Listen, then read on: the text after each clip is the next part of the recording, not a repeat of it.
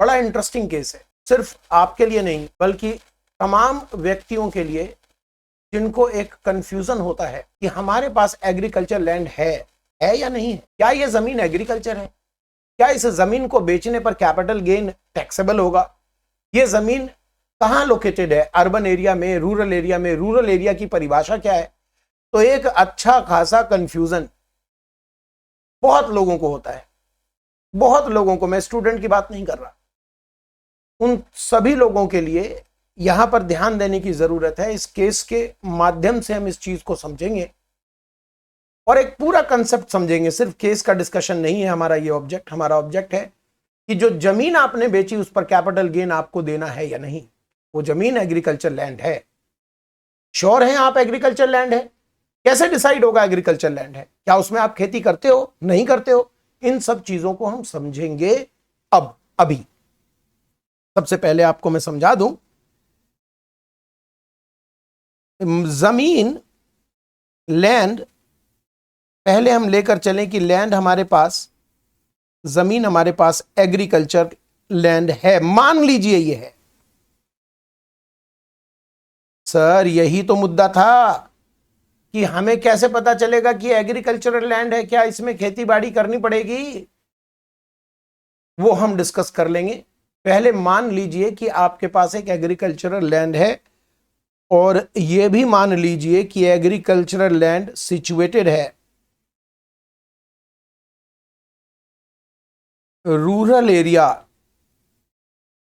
In India या situated है other area. अब अदर एरिया में आप चिंता ना करो, कोई भी अदर एरिया यहां पर कवर्ड हो गया, बस आपका फोकस होना चाहिए गांव का एरिया। इंडिया के गांव के एरिया में अगर सिचुएटेड है तो क्या होगा? अगर आपकी खेती बाड़ी की जमीन गांव में सिचुएटेड है, rural area in India situated है, तो इसे बेचने पर कैपिटल गेन नहीं आएगा। इसको बेचने पर आपको टैक्स नहीं देना। लेकिन यह सब अगर के ऊपर है। अगर रूरल एरिया में सिचुएटेड है तो रूरल एरिया में सिचुएटेड होने का क्या अर्थ? इसके लिए आपको कैपिटल गेन चैप्टर की मदद लेनी पड़ेगी और तब आप सीख पाओगे। कैपिटल गेन चैप्टर में मैं आपको दिखा देता हूं, हालांकि आपने रिवीजन कर रखा होगा। कैपिटल गेन चैप्टर आपको मालूम है कि कोई भी जमीन कब मानी जाएगी गांव में सिचुएटेड है। सर हमारी जमीन ग्रामीण पंचायत, ग्राम पंचायत के अंदर आता है, नगर निगम के अंदर नहीं आता। तो सर ग्राम पंचायत के अंदर आता है तो गांव ही तो हुआ। सर नहीं, ऐसे नहीं चलेगा। इनकम टैक्स में चीजें टेक्निकली हैंडल की जाएंगी और वो टेक्निकली हैंडल कैसे की जाएंगी जरा समझिए, मैं आपको दिखा रहा हूं, देखिएगा।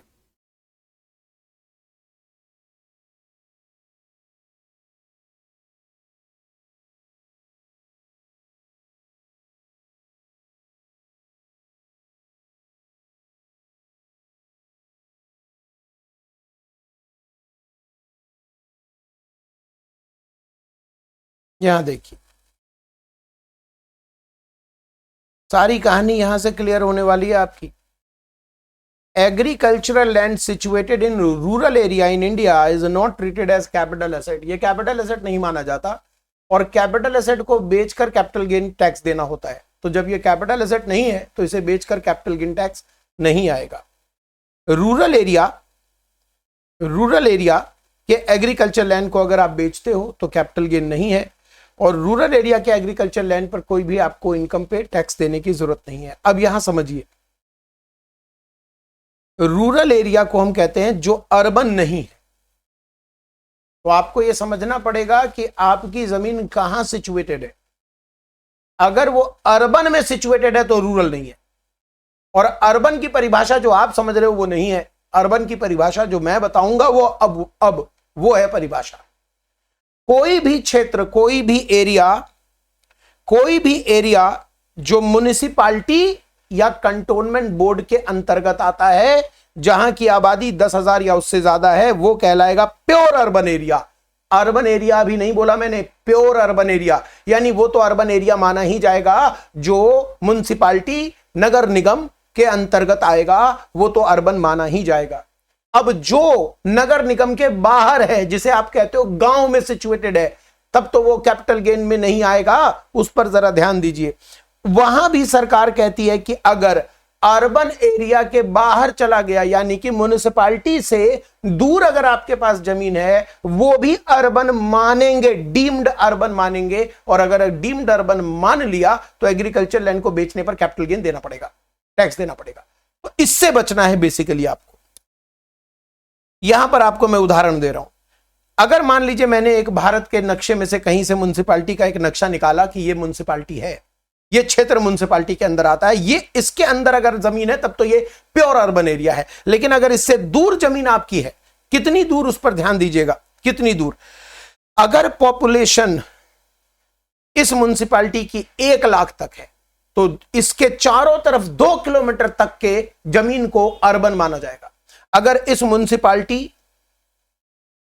की पॉपुलेशन 1 लाख से 10 लाख के बीच में है तो इसके चारों तरफ भले ही गांव हो, 6 किलोमीटर तक अर्बन ही माना जाएगा। उसे बेचने पर कैपिटल गेन टैक्स देना पड़ेगा। और अगर 10 लाख से ऊपर पॉपुलेशन है तो इसके चारों तरफ 8 किलोमीटर तक, भले ही आप गांव बोलते रहो, ग्राम पंचायत में आता हो, लेकिन इनकम टैक्स में उसे डीम्ड अर्बन एरिया माना जाता है और उसको बेचने पर कैपिटल गेन टैक्स देना पड़ेगा। बस 8 के बियॉन्ड चले जाइए, कोई दिक्कत नहीं है। अगर यहां की आबादी 6 लाख है तो 6 किलोमीटर, 7 लाख है तो 6 किलोमीटर के बियॉन्ड चले जाइए। अगर यहां की आबादी 1 लाख तक ही है तो 2 किलोमीटर के बियॉन्ड चले जाइए। फिर वो रूरल एरिया है, उसे बेचने पर कोई कैपिटल गेन टैक्स नहीं देना पड़ेगा। ओके, अब हम आते हैं अपने केस स्टडी पर। हम भटक ना जाएं अपने मुद्दे से। केस स्टडी, यहां पर मैटर है एग्रीकल्चर लैंड अगर रूरल एरिया इंडिया में सिचुएटेड है तो कैपिटल गेन टैक्स नहीं होगा। ये सभी जानते हैं और आप नहीं जानते तो अब जान गए। अब आते हैं हम केस स्टडी में। झगड़ा क्या है? हमारे पास मान लेते हैं एक जमीन है जो रूरल एरिया में है, वो 2 किलोमीटर, 6 किलोमीटर, 8 किलोमीटर, वो सब नपाई हमने कर ली। और ये किलोमीटर कहां से देखा जाता है? एरियल डिस्टेंस देखा जाता है। ये नहीं कि सड़कें इधर से जा रही हैं, उधर से जा रही हैं तो उसको जोड़ा जाएगा। Aerial distance, shortest route. मान लीजिए कि एक जमीन है गांव में सिचुएटेड, ये हम मान चुके, गांव में सिचुएटेड है, ये हम मान चुके, इसकी चिंता नहीं। झगड़ा सिर्फ इस बात का है कि वो एग्रीकल्चर है कि नहीं। क्या हुआ था इस केस में, जरा सुनिएगा। बड़ा अच्छा केस है, इसको आप रेफर कर सकते हो इन फ्यूचर, कभी जरूरत पड़े आपको तो। ये केस क्या है जरा समझिएगा। इस केस में एसएससी का कहना था कि मेरे पास ये जमीन एग्रीकल्चर लैंड है, क्योंकि लोकल लॉ जो है, land law, local land law का क्या मतलब है?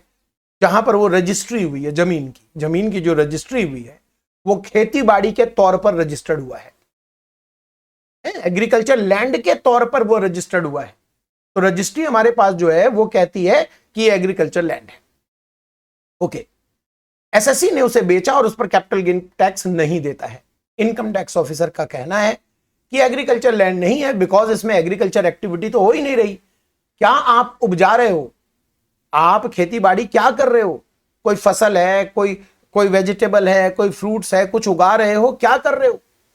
कल्टीवेशन तो हो नहीं रही। तो ये एग्रीकल्चर एक्टिविटी नहीं होने की वजह से ये एग्रीकल्चर लैंड नहीं है। और चूंकि एग्रीकल्चर लैंड नहीं है तो चाहे वो गांव में भी सिचुएटेड हो, टैक्सेबल होगा। उसे बेचेंगे तो कैपिटल गेन टैक्स देना पड़ेगा।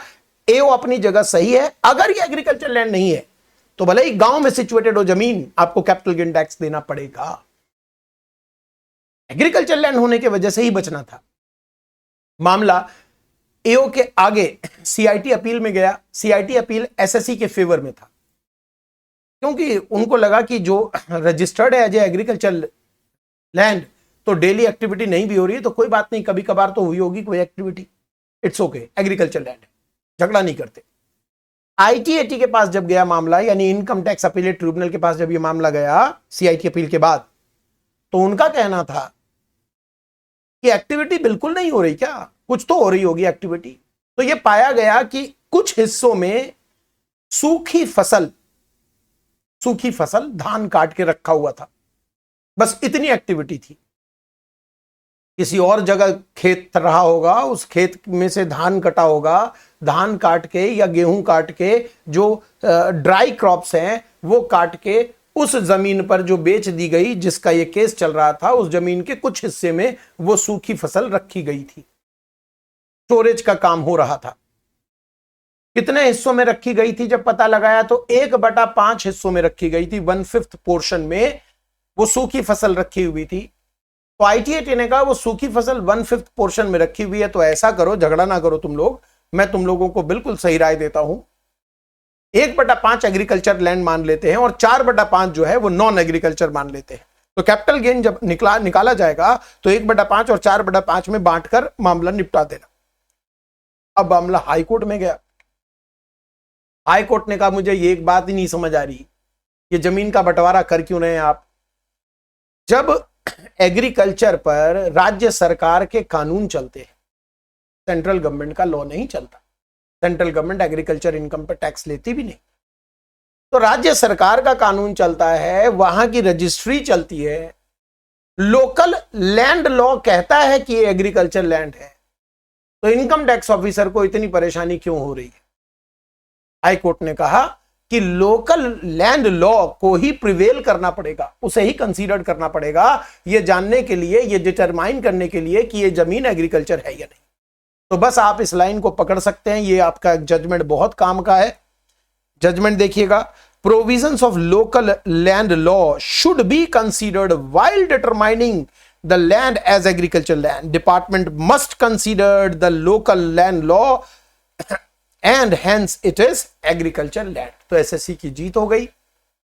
उम्मीद करता हूं कि आपको यह केस स्टडी समझ भी अच्छे से आई होगी और आप इसका उपयोग भी कर सकोगे।